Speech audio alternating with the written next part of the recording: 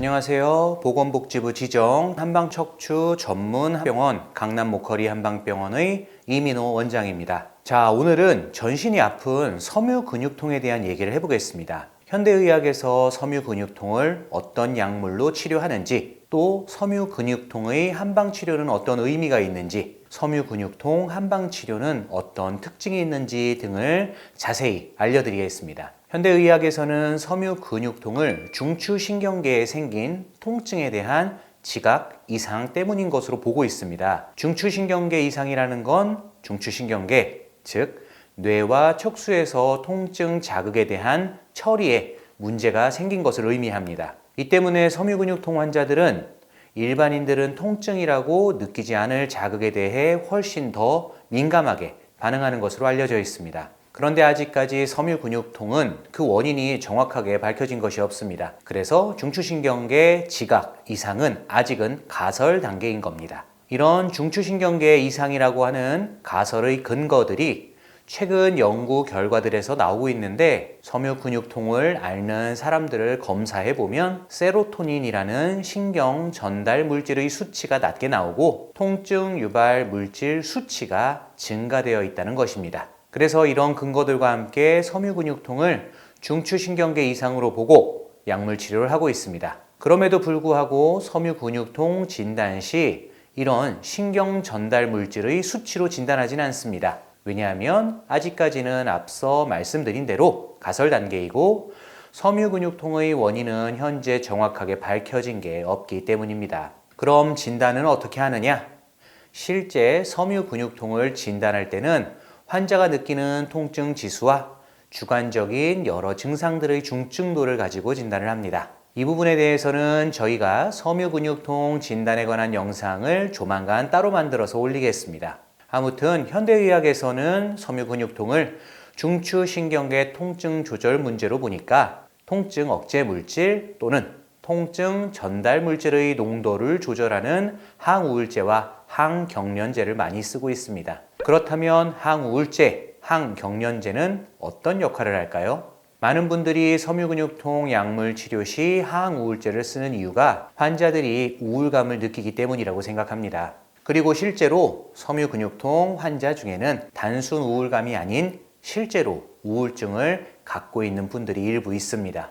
그런데 항우울제를 쓰는 가장 큰 이유는 이런 우울감을 치료하는 목적이라기보다는 세로토닌, 노르에피네프린과 같은 신경 전달 물질의 균형을 맞춰주어 진통 효과를 내기 때문입니다. 그래서 이런 항우울제는 섬유근육통 외에도 대상포진후 신경통, 긴장성 두통, 당뇨병성 신경병증 등의 치료제로도 많이 쓰고 있습니다. 항경련제란 뇌전증, 즉 간질에 쓰는 약물입니다. 뇌의 과도한 흥분 작용을 억제하고 통증 전달 물질의 과활성화를 막아 신경성 통증을 완화합니다. 이런 이유에서 항우울제와 항경련제를 쓰는 것입니다.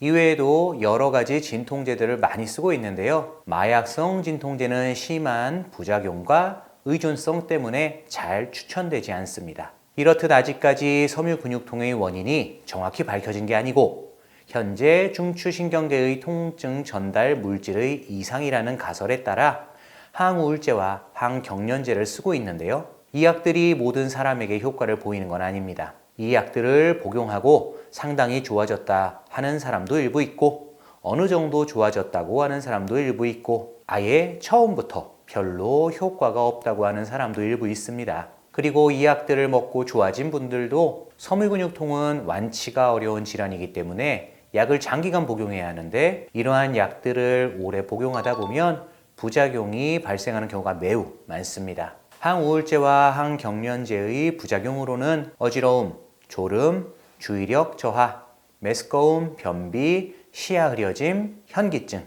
입마름, 식욕 증가로 인한 체중 증가, 인지 기능 장애 등 아주 다양한 부작용들이 있습니다. 그래서 이 약들을 복용하다가 이런 부작용을 겪으면 약의 용량을 조절하거나 약을 바꾸는 경우도 많습니다. 그럼에도 불구하고 부작용이 아주 심한 분들은 약 복용을 중단할 때도 있는데 이 약들은 갑자기 중단하면 금단 현상도 있기 때문에 조심해야 합니다. 이 약들을 복용했는데도 효과가 별로 없거나 부작용이 심해서 약을 계속 복용하기 어려운 환자분들은 정말 막막하고 기댈 데가 없다는 말씀을 많이 하시는데요. 이럴 때 여러분이 해볼 수 있는 것이 바로 한방치료입니다.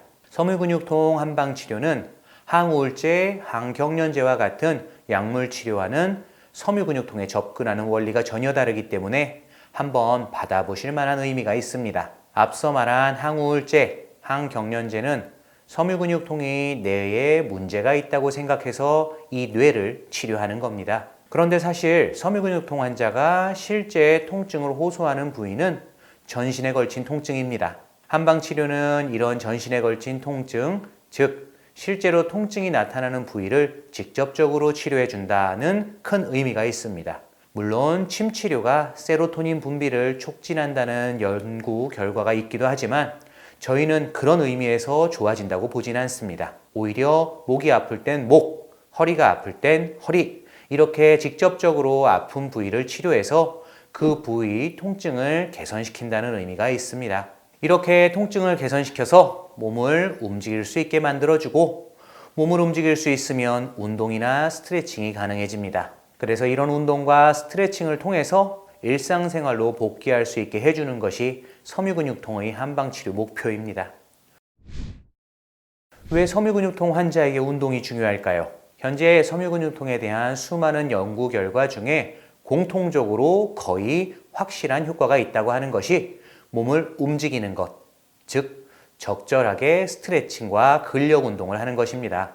이렇게 운동을 해주는 것이 장기적으로 증상을 개선하고 일상생활로 복귀할 가능성을 높여준다고 여러 연구 결과들이 공통적으로 말하고 있습니다. 그래서 직접적인 통증 부위 치료를 통해 운동을 할 수 있게 만들어주는 것이 중요한 겁니다.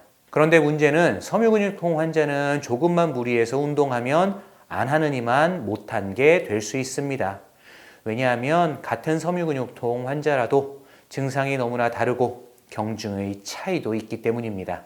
그래서 그 환자의 상태를 잘 파악하고 있는 의료진이 그 환자의 상태에 맞춰서 그 환자 몸의 수준에 무리가 되지 않는 재활운동 프로그램을 만들어줘야 합니다. 그리고 또 하나, 저희가 이런 환자들을 치료해보면 한 가지 중요한 특징이 있습니다. 일반적으로 섬유근육통을 오래 앓은 사람일수록 근육이 경직되고 뻣뻣해져 있는데요. 저희가 섬유근육통이 아닌 다른 일반적인 통증 환자들에게 치료하는 강도로 침이나 약침, 봉침 치료를 하면 치료를 받는 느낌이 별로 안 난다고 말씀하십니다. 그래서 당연히 일반 통증 환자처럼 치료하면 치료 효과가 없거나 더딜 수 있습니다. 예를 들어 목의 통증 부위 치료를 한다고 하면 일반 목 디스크, 만성 목 통증, 어깨 통증 환자에게 치료하는 것보다 강도를 4배, 5배 더 세게 하고 봉침 치료도 그 용량을 조절하여 몇 배 더 심한 자극을 줘야 치료를 받은 것 같다 하시고 시원하다고 말씀하십니다. 그런데 이런 강한 자극도 그 각각의 사람에게 맞춰서 해야지 잘못했다가는 통증을 더 유발할 수 있기 때문에 매우 주의해야 합니다. 그래서 섬유근육통 치료는 이러한 섬유근육통 치료 경험이 많고 질환에 대한 이해도가 높은 곳에서 받는 것이 좋습니다. 이런 치료 과정을 통해 환자가 재활운동을 할 수 있도록 만들어줘서 최종적으로 일상생활이 가능하도록 하는 것이 섬유근육통 치료의 핵심이라고 저희는 생각합니다. 그래서 오늘 이렇게 섬유근육통 약물 치료와 한방 치료에 대해 알려드렸는데 약물 치료의 효과를 보지 못해서 막막하고 기댈 데 없으신 분들은 섬유근육통 한방 치료를 한번 받아보시기 바랍니다. 감사합니다.